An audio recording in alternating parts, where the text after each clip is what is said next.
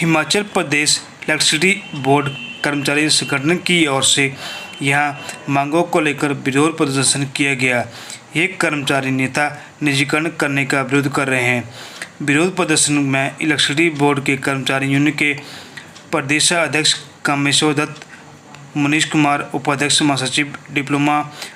अभियंता यूनिट मनोहर अन्य मौजूद रहे। उन्होंने कहा कि बिजली बिल 2022 व बिजली सुधारों के नाम पर बिजली क्षेत्र में किए जा रहे हैं। निजीकरण के विरोध में एक दिन का विरोध किया, लेकिन हिमाचल में बिजली बोर्ड के निजीकरण को जारी रखने की साजिश हिमाचल सरकार व बिजली बोर्ड के प्रबंधन वर्ग जारी रखने में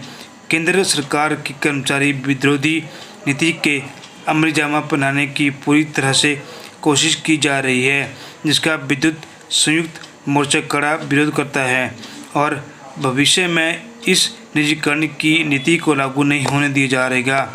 इसी कड़ी में सितंबर 2023 में देशव्यापी आंदोलन की रूपरेखा तैयार की जा रही है। संगठन के पदाधिकारियों ने प्रदेश सरकार से आग्रह किया है कि पिछले दिनों में बिजली बोर्ड के पावर निगम को दी गई 4 निर्माणाधीन छोटी जल विद्युत परियोजनाओं को, जिनका समझौता जनमन कंपनी द्वारा हिमाचल सरकार से किया जाएगा, यह निर्माणाधीन परियोजना को विद्युत बोर्ड के द्वारा नियमित किया जाएगा, इनके स्थानांतरित किया जाएगा और उन्होंने प्रदेश हित में पुनः बिजली बोर्ड के वापसी लिए जाएगा।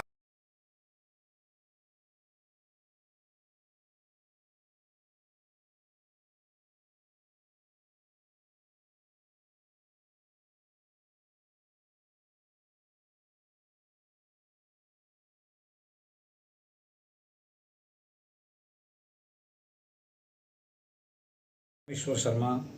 प्रधान एचपीएससी एम्प्लॉयज़ यूनियन। आज का जो धरना प्रदर्शन पूरे प्रदेश में आयोजित किया गया है, वो कर्मचारी और अभियंताओं के साझा मंच द्वारा किया गया है। ये एक ऑल इंडिया लेवल की जो हमारी national coordination committee employees and engineer है, उनकी भी पूरे देश में एक और थी, लेकिन वो पिछले कल थी। हमारा जो हिमाचल प्रदेश पावर सेक्टर में जो यहाँ लंबे समय से कुछ घटनाक्रम हो रहे हैं, उसको लेकर के यहाँ ज्वाइंट फोरम ने पहले ही 10 तारीख का जो है नोटिस वो सर्व किया था। इसी वजह से आज नेशनल कोऑर्डिनेशन कमेटी की कॉल को भी इसी में शामिल करते हुए आज हिमाचल प्रदेश में पूरे डिवीजन, सर्कल, चीफ ऑफिस में जो और हमारा जो हेडक्वार्टर है कुमार हाउस में, उसमें भी इस तरह के प्रदर्शन आज किए जा रहे हैं। प्रदर्शन का मुख्य कारण है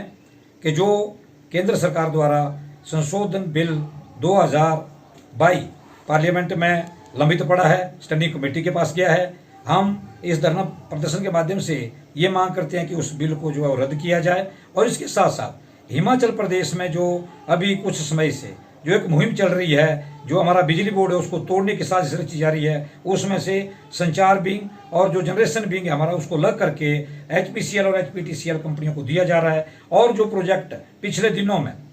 पिछली सरकार ने कांग्रेस के समय में हमें दिए थे, उन प्रोजेक्टों को भी आज बिजली बोर्ड से छीन करके एचपीसीएल कॉरपोरेशन को दिया जा रहा है, जो जिसका आज हम यहाँ विरोध कर रहे हैं। इसके साथ साथ एक आरडीएसएस स्कीम है जो स्मार्ट मीटरिंग के नाम से यहाँ हिमाचल प्रदेश में लाई गई, उस स्कीम का विरोध जहाँ उत्तर प्रदेश सरकार ने, केरला सरकार ने उस स्कीम का विरोध किया और वहाँ अपने लागू नहीं किया, और जहाँ टेंडरिंग हुई थी उसको भी रद्द कर दिया। लेकिन हिमाचल प्रदेश में पिछले दिनों उस जो उसके टेंडर हुए थे उसको मुख्यमंत्री के इंटरव्यू से उसको रद्द किया गया, लेकिन दोबारा प्रबंधक वर्ग द्वारा जो है वो सरकार को गुमराह करते हुए उसमें कुछ इस तरह की उन्होंने सरकार के सामने आंकड़े पेश किए कि अब दोबारा उसका टेंडर जो है हिमाचल प्रदेश में हुआ है, और वो टेंडर जिसकी टोटल स्कीम की कॉस्ट ही स्मार्ट मीटरिंग की जो हमारे पास है वो 1700 करोड़ की है, और जो टेंडरिंग ओपन हुआ है वो टेंडर ही आपका 3100 करोड़ के बीच में गया है, जिसका इन्होंने यहाँ विरोध करके आज बिजली बोर्ड की जो आर्थिक स्थिति है, वो जो आज का प्रबंधक वर्ग है उसकी गलत नीतियों की वजह से आज हमारे पास जो लोगों के क्लेम है, जो रिटायरमेंट के लोगों के बेनिफिट है, वो जो है वो मार्च तक जो है वो भी दिए गया, उसकी अदायगी हुई है, और बाकी जो क्लेम है वो अभी तक लोगों को नहीं मिल पाए हैं। तो इसलिए हम ये कहते हैं कि जो ये इसमें फंड दूसरा होगा, वो फंड जो कहाँ से मैनेज होगा और कर्मचारियों के ऊपर इसका प्रभाव पड़ेगा। साथ में जो हमारा कंज्यूमर है उसके ऊपर भी इसका प्रभाव पड़ेगा और उनका जो है वो बिजली के बिल उससे बढ़ेंगे, साथ में कर्मचारियों को भी वो प्रभावित करेगा। इसके साथ साथ जो आज ओपीएस का जो मेन मुद्दा हिमाचल प्रदेश में था, पिछले दौर में भी उसका यहाँ डिमांड उसकी उठती रही,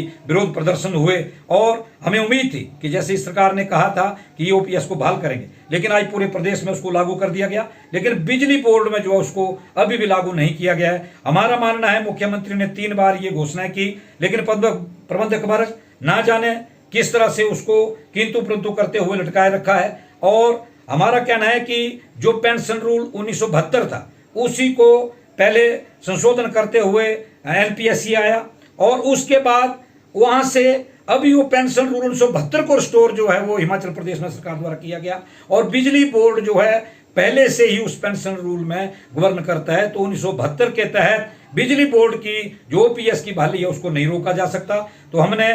मुख्यमंत्री महोदय से भी और मैनेजमेंट से भी कहा है कि इसको अतिशीघ्र लागू किया जाए, अन्यथा हमारा जो आंदोलन है वो और उग्र होगा और आने वाले समय में सबको साथ लेकर के इस आंदोलन को और तेज किया जाएगा।